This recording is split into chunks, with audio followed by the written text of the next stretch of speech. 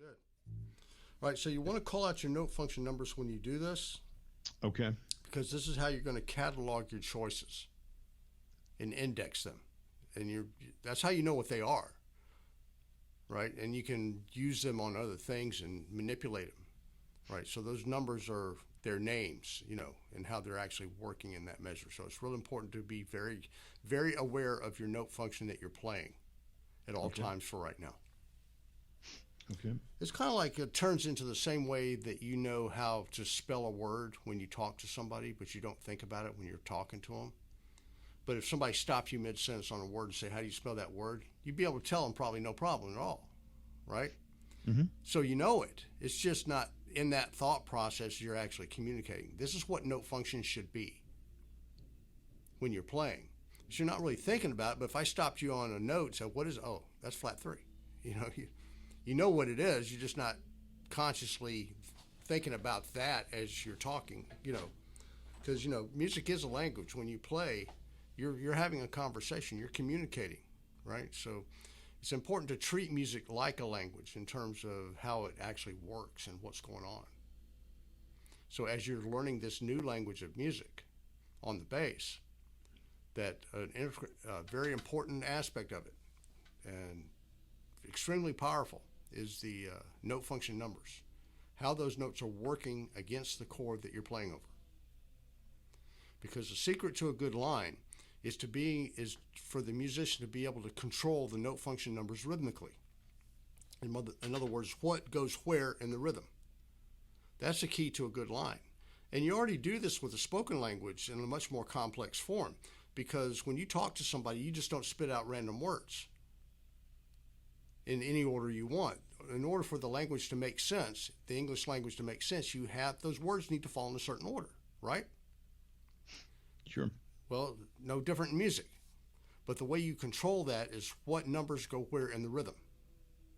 So that's why at this point, you want to be extremely aware of those note function numbers so that as we get into learning how to place them in the right place rhythmically, that you don't have any problem identifying the notes in terms of their note function number name.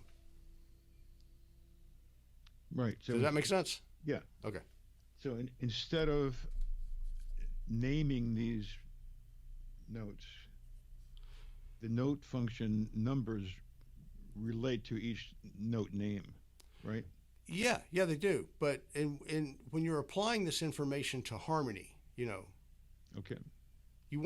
the numbers are more important than the note names. Yeah, you need to know you're playing an A.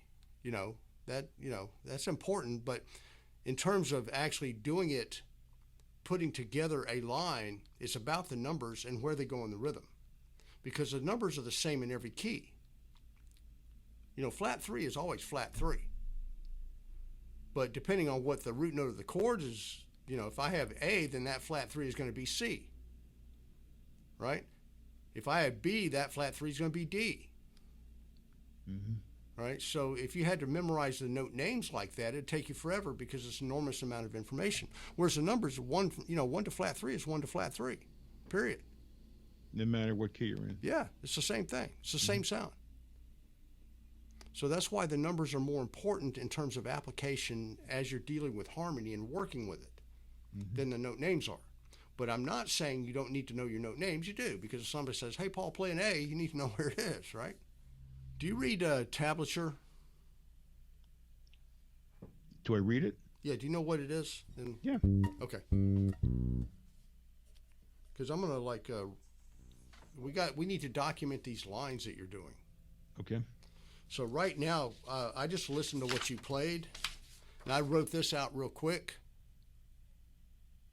Okay. That's the line you played, so that I would have a copy of it. But see, I need to put this in tablature because you need to have a copy of it too, because you need to start building what I call your Dead Sea Scrolls. Okay. In other words, a library list of musical ideas that you come up with, that you can refer back to and say, okay, what did I do here? Okay, I got this. I can do this. I can take this and put it here. And you do that because of the note function numbers. Like if you have a minor 7 chord, it may be a different minor 7 chord, but you can look at your E minor and say, well, I can go 1 flat 3, 5 flat 3. I'll use that. right? So you'll start having a list and a pile. I mean, I have stacks of them, just ideas I've collected over the years that I write down. And then, I go back and look at them as I'm working on soloing over something. I might say, well, let me see if I've got something like that in my scrolls here. And I look, okay, oh, I like that idea. I can take that one and put it here. And so then I integrate that into the solo. Okay, so let me ask you this. Okay, so you're playing Autumn Leaves, right? For example. Doing a walking bass line. That's what you're talking about, right? You're playing this bass line. You don't play the same bass line over and over again. No, you don't. But you start off doing that because, as with all languages, you learn one word at a time. Okay. Right? And then you get phrases. Like when, your children were growing up, you remember their first word, right? And then No. they got a couple of them together, and then they learn the sentence. The first word of a child is usually no. Well, my daughter's first word was again. Okay. Because I do something she liked, and if she again. realized if she said again, because I'd go again, Mm-hmm. and then I did it, and she had a good time. Okay, if I say again, that means do it again. She got it right. That was her first word. Okay. So the point is that everybody gets you build this stuff one thing at a time. Now it may seem like a monumental task at the start of it, and in a way it is. I mean, as long as you're serious about music, you're going to be working on this stuff. But really think about it like a language, because it really makes conceptually what you have to do make sense. Oh, I see why I need to do this. Okay, this makes sense. Okay, I need to do this so that I can do this. Right? Okay. Rather than just somebody say do this, and you say, okay, all right, now what? You need to kind of understand why you're doing what you're doing, because for one thing, it'll help motivate you to work on it, because